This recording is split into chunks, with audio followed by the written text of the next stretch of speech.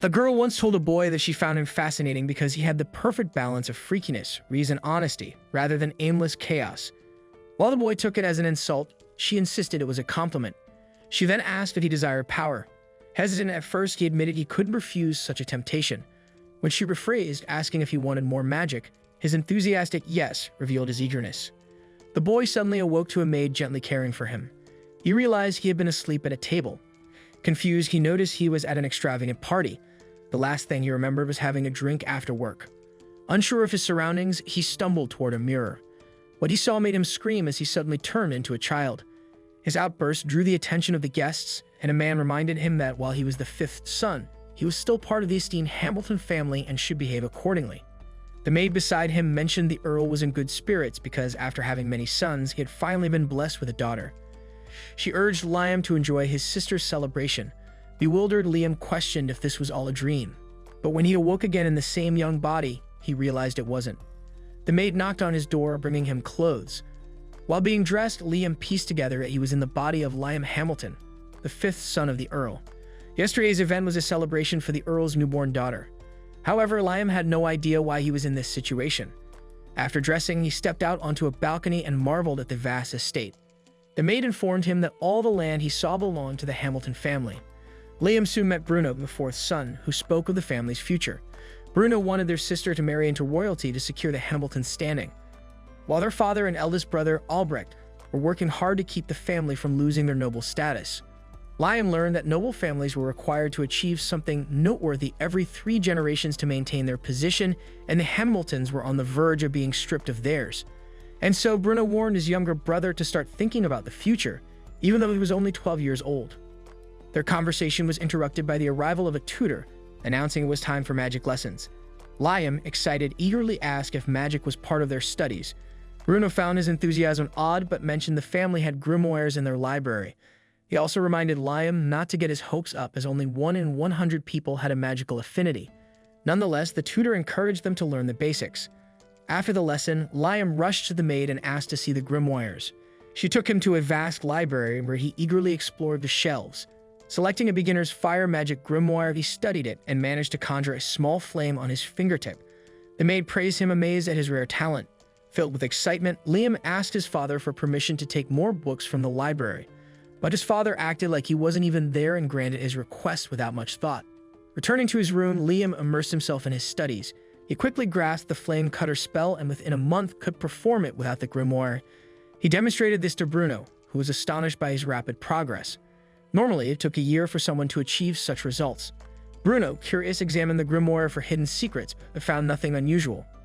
Realizing Liam had a natural talent for magic, Bruno advised him to be careful not to draw Albrecht's curiosity.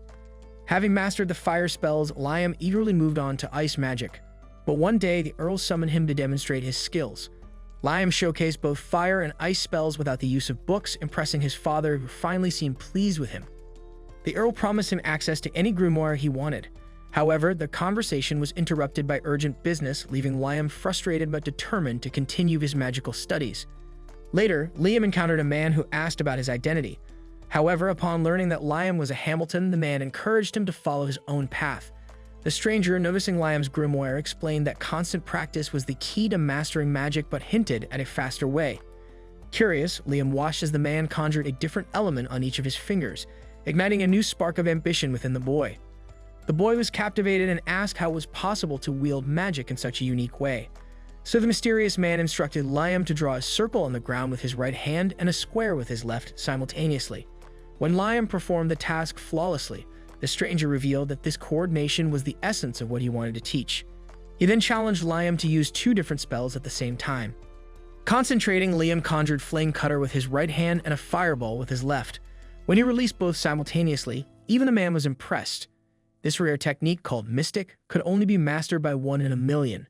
The man then raised the stakes, asking Liam to summon 3 spells simultaneously. Liam attempted Flame Cutter, Fireball, and Boiling Ground, but the spells fizzled out quickly. Thinking he failed, he was surprised when the man declared it a success. The only thing missing was sufficient magical energy, as the technique consumed a vast amount. To help Liam control his magic, the man drew prime members on the ground, explaining that this method worked only with primes. He warned Liam that once he reached the 4th simultaneous spell, challenges would arise as it corresponded to the number 7. Similarly, higher primes like 13 and 17 would create significant hurdles. Demonstrating his own skill, the man cast 13 spells at once and declared that to surpass his current limit of 16 would require incredible magical reserves. Impressed by Liam's progress and his age of only 12, the man predicted a bright future for him, emphasizing that youth and the willingness to learn were powerful weapons. As a reward, he handed Liam a magical ring called Magipedia, which contained hundreds of grimoires. When Liam slipped it on, he felt a rush of over 300 spells flooding his mind. Overcome with excitement, he quickly tested a wind spell. However, when he turned to thank his teacher, the man had vanished. Moments later, the maid arrived, scolding Liam for wandering so far because a suspicious figure had been spotted in Hamilton territory. She then handed him a beginner's conjuring grimoire on behalf of the Earl and urged him to return to the mansion soon. As the maid left, the teacher reappeared, explaining he'd hidden himself with an invisibility spell. Knowing he couldn't stay long, he decided to teach Liam one final lesson. He instructed Liam to open the grimoire and use the ring to conjure a creature. Liam turned to the page featuring a fire salamander and summoned it. The creature emerged briefly before vanishing into the grimoire. The man explained that the Magipedia absorbed the contents of books, allowing Liam to wield their spells without carrying them physically. Though Liam hesitated to accept such a powerful item, the teacher assured him it was merely a convenience, not a treasure. Liam practiced summoning additional creatures before realizing the man had disappeared again, leaving behind a message telling him to continue studying magic and that they'll meet again someday. He also told Liam to not tell anyone about him. Despite their short time together and never learning the man's name, Liam regarded him as his master. A month later, Liam's magical skills had advanced significantly. Bruno visited him in the forest and noticed that Liam had created white coal which burned hotter, produced no smoke, and lasted longer than regular coal. Liam had also crafted crystals that restored magical energy. Impressed by his brother's progress, Bruno praised him, confident that Liam could thrive independently. Bruno revealed his plan to marry a capable woman to secure his future and shared the dark history of their father's desperation. The Earl, hoping for a daughter to secure a royal marriage, was devastated when Liam was born. In his despair, the Earl sent 1,000 men to slay a powerful monster sealed in the land. The campaign ended in disaster, with 90% of the forces lost, leaving the Hamiltons on the brink of ruin. Bruno urged Liam to prepare for a life outside the Hamilton estate. Taking his brother's advice, Liam began selling his crafted items, earning enough to support himself. One day, while eating ramen, he noticed its popularity and devised a plan. Using magic, he created a recipe for instant ramen, dry noodles mixed with sauce, boiled with hot water. Excited to sell his invention, Liam approached a merchant only to learn that Albrecht, the eldest Hamilton's son, had forbidden any business without his approval. Frustrated but determined, Liam considered leaving the estate to pursue his ambitions. Liam conjured a magical inventory to store his resources and attempted a self-summoning spell, successfully creating a clone of himself. He sent the clone beyond the Hamilton lands to sell his goods. The inventory allowed both versions of Liam to access shared resources, with the original producing items while the clones sold them. This arrangement ensured Liam could operate outside his family's restrictions. Confident in his plan, Liam believed his independence was now within reach. Liam found his duplicate's ability to mimic his spells invaluable for magic practice, effectively doubling the damage of his attacks. During one session, his older brother Albrecht arrived to check on Liam's progress. Albrecht asked Liam what he aspired to be when he grew up. Sensing potential trouble, Liam quickly clarified that he had no intention of taking the eldest position. Instead, he expressed his desire to become independent and secure a job that would ensure he could eat well. Albrecht decided to introduce Liam to the Hunters Guild. Upon arrival, the hunters mocked Liam for being a child. Ignoring their jeers, Liam approached the receptionist, who recognized him as Albrecht's younger brother. The receptionist explained that Liam needed to pass a test to join the guild, though his status would make it somewhat easier. Asked to demonstrate a mastered spell, Liam admitted he didn't know any incantations. The receptionist pulled him to attack directly. Despite his illusion magic weakening the spell, Liam's attack left everyone stunned due to its unusual nature. After a brief hesitation from the test supervisor, Liam was granted a B-rank license. As he left, an energetic girl named Asuna approached, recognizing him as a Hamilton.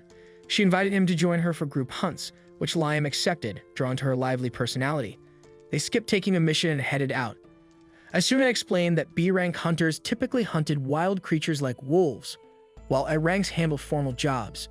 However, they were soon outnumbered by wolves, and Asuna realized they were in trouble.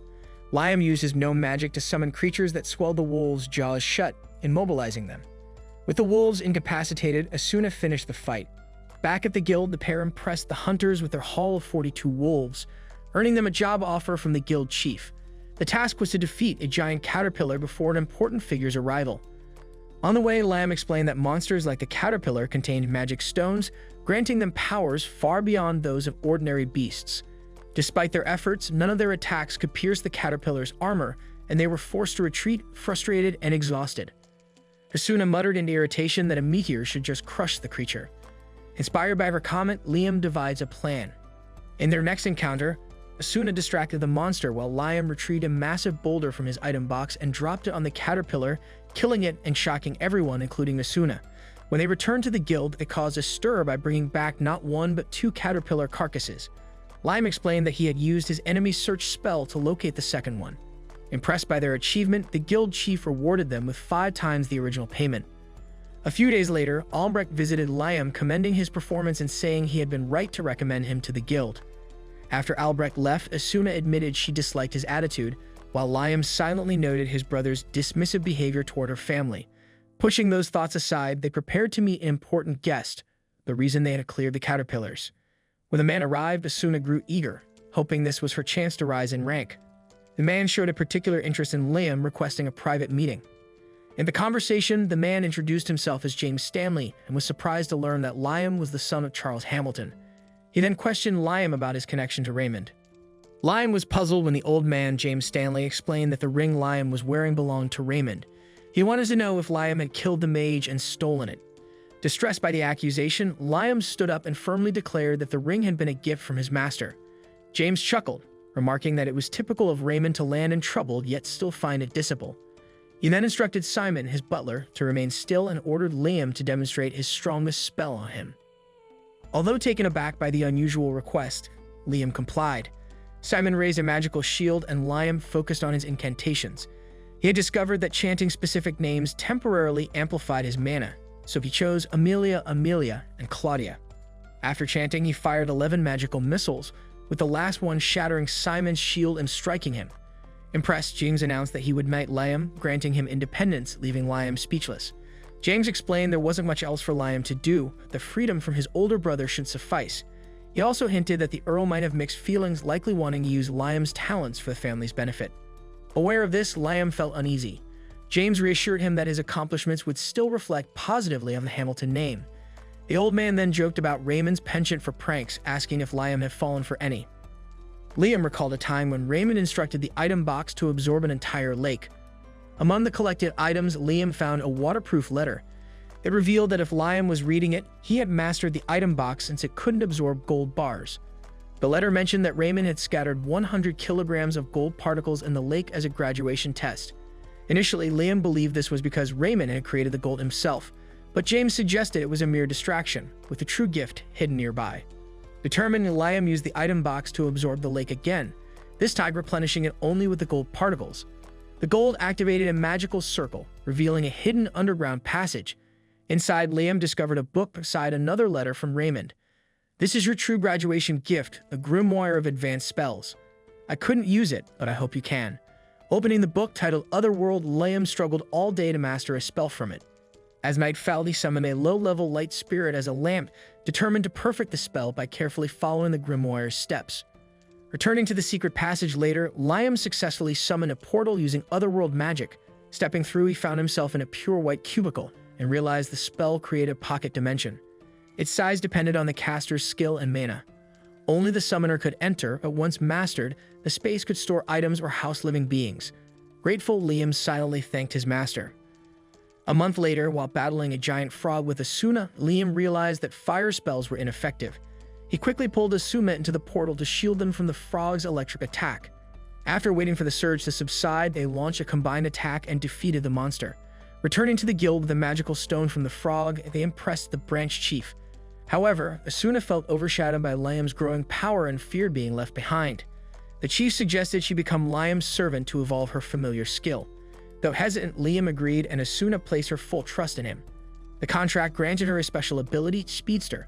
To test her new skill, Asuna brought Liam to veteran hunter Jody, who demonstrated her own ability by regenerating an injured man's arm. Days later, James Stanley informed Liam that Princess Scarlet wanted to meet him, having been impressed by his feats.